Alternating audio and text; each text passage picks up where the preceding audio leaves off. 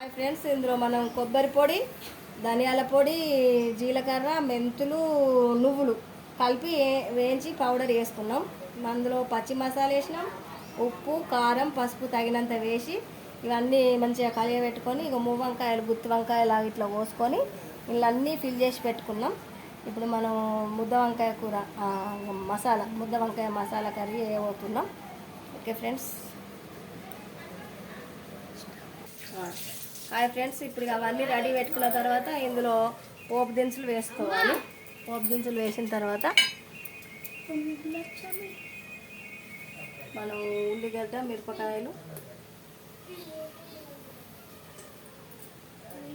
ఇందులో ఒకట్ల ఉల్లిగడ్డలు, మిరపకాయలు,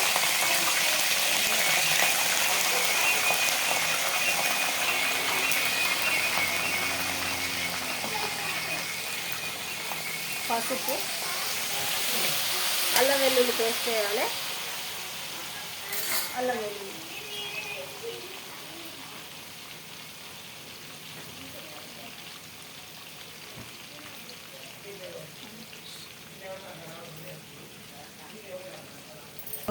అల్లం వెల్లిపాయ ఫ్రెష్గా అప్పటికప్పుడే దంచి వేస్తున్నా.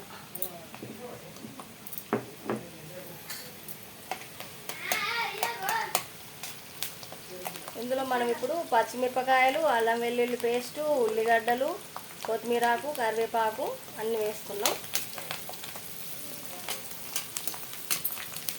అన్నీ వేసుకున్న తర్వాత ఇంకా మువ్వంకాయలు వేసుకోవాలి. ఇందులో ఒకట్ల మువ్వంకాయలు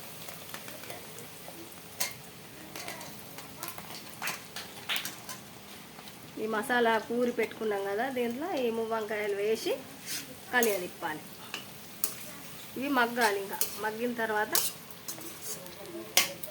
కాసేపు వదిలేయాలి. ఫ్రెండ్స్, ఇట్లా ఇంత మంచిగా ఇట్లా వంకాయలు మంచిగా మగ్గాలి. మగ్గిన తర్వాత ఇంకా కొంచెం మిగిలిన పౌడర్ కొంచెం వేసుకొని సరిపడా వేసుకొని ఇంకా చింతపండు రసం, ఇది చింతపండు రసం పోసుకుంటే ఉడుకుతుంది. ఇంకా ఓకే, ఇంకా మంచిగా దగ్గర పడ్డాక మళ్ళీ ఒకసారి చూద్దాం. హాయ్ ఫ్రెండ్స్, ఇక మువ్వంకాయ మొత్తం మంచిగా మగ్గిపోయింది, దగ్గర పడ్డది, ఇక అయిపోయింది. ఇంతే మసాలా వంకాయ కూర రెడీ. ఇంకా స్టవ్ కట్టేయడమే. ఇక ఇంతే సింపుల్గా ఎంతో రుచిగా మసాలా వంకాయ, గుత్తి వంకాయ కర్రీ.